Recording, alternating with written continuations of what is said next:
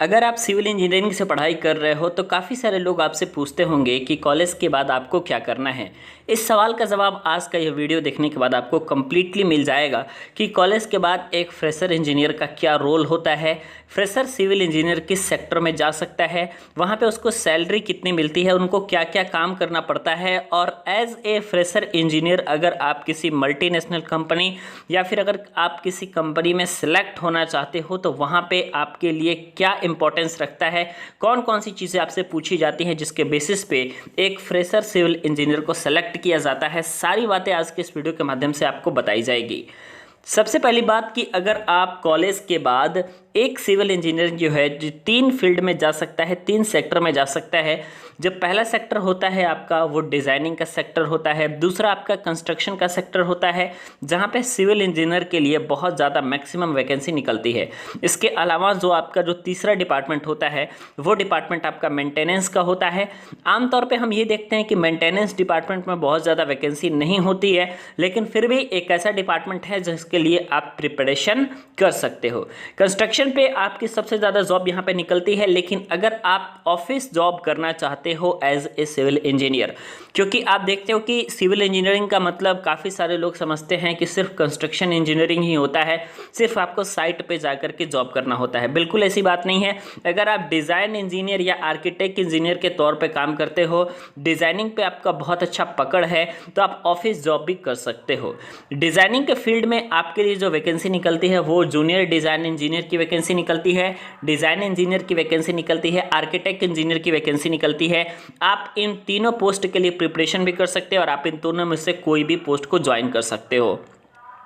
बात करें अगर हम जो सबसे ज़्यादा आपके लिए इम्पॉर्टेंट है वो ये है कि अगर आप स्टार्टिंग पीरियड से ही डिज़ाइनिंग को ज्वाइन करते हो एज ए फ्रेशर तो आपका करियर डिज़ाइनिंग में बहुत अच्छा बनेगा। लेकिन अगर आप डिज़ाइनिंग से कंस्ट्रक्शन में जाना चाहते हो या फिर स्टार्टिंग में आपने कंस्ट्रक्शन ज्वाइन कर लिया, वहाँ पर आप काम नहीं करके डिज़ाइनिंग में आना चाहते हो तो आप आ सकते हो, इसमें कोई दिक्कत की बात नहीं है, बशर्ते कि आपके पास एक्सपीरियंस होना चाहिए एक अच्छे मल्टीनेशनल कंपनी का, या फिर अगर कोई इंडियन कंपनी भी है आपके पास तो यहाँ पे आप अच्छे तरीके से वहाँ पे एक्सपीरियंस ले सकते हो। विदाउट एक्सपीरियंस यहाँ पे कोई भी काम नहीं होता सिविल इंजीनियरिंग में, ठीक है। दूसरा जो होता है आपका वो कंस्ट्रक्शन पे आपका जॉब निकलता है, कंस्ट्रक्शन साइट पे, जहाँ पे आपकी जूनियर इंजीनियर की वैकेंसी निकलती है, सुपरवाइजर की वैकेंसी निकलती है, जूनियर सर्वेयर की वैकेंसी निकलती है। ये सारी जो वैकेंसी है यहाँ पे आप एज ए फ्रेशर इंजीनियर भी ज्वाइन कर सकते हो। एज ए फ्रेशर इंजीनियर यहाँ पे बहुत ज़्यादा ज्वाइनिंग होती है। तीसरा डिपार्टमेंट मैंने ऑलरेडी आपको बता दिया है कि तीसरा डिपार्टमेंट जो होता है आपका वो मेंटेनेंस का डिपार्टमेंट होता है।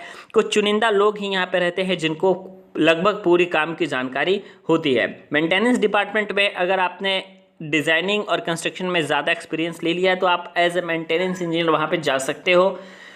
अब सबसे इम्पॉर्टेंट बात ये आती है कि सिविल इंजीनियर फ्रेशर्स को यह मालूम नहीं होता कि एक्चुअली में उनको कंपनी में करना क्या होता है।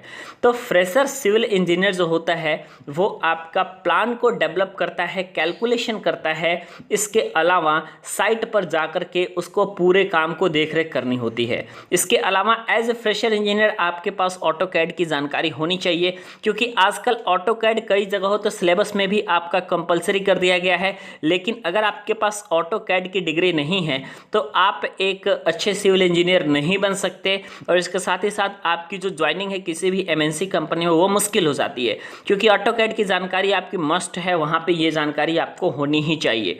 उसके बाद जो आपका फ्रेशर सिविल इंजीनियर का जो काम होता है वो होता है आपका प्रिपेयरिंग बार बेंडिंग शेड्यूल। इसके अलावा क्वांटिटी को डिफरेंट मटेरियल जो होता है, डिफरेंट मटेरियल की जो क्वांटिटी होती है उनको आप कैसे कैलकुलेट करते हो, ये आप एक सब्जेक्ट में भी पढ़ते हो सिविल इंजीनियरिंग के। तो इसलिए यहाँ पे मटेरियल की क्वांटिटी का जो कैलकुलेशन होता है वो आपका आना चाहिए। एटलीस्ट बेसिक चीज़ें उसमें से आनी चाहिए, जो बेसिक रूल है आपको वो आनी चाहिए। अगर आपको बेसिक क्लियर है तो फिर कोई दिक्कत की बात नहीं है, आप आराम से इंटरव्यू में सवाल जवाब कर सकते हो और आराम से आप जवाब को दे सकते हो।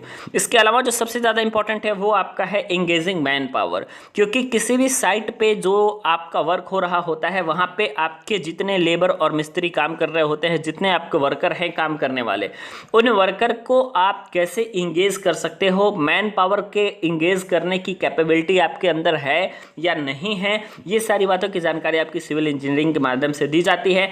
सिविल इंजीनियर को ये सारी चीज़ें करना पड़ता है, मैन पावर को इंगेज करने का काम आपके पास आना चाहिए। इसके अलावा strict supervision and quality control का जो काम होता है ये भी आपको ज़रूर आना चाहिए, क्योंकि जो आपका सुपरविजन करने की क्वालिटी है वो बिल्कुल स्ट्रिक्ट रहनी चाहिए।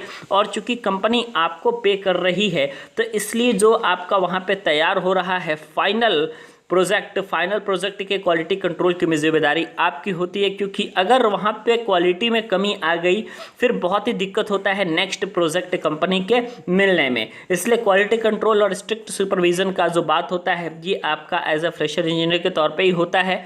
कम्युनिकेशन स्किल इसमें सेलेक्ट होने के लिए सबसे मोस्ट इंपॉर्टेंट है। कम्युनिकेशन स्किल आपका बहुत ही तगड़ा होना चाहिए। इसके अलावा आपको बेसिक सारी चीज़ें आनी चाहिए।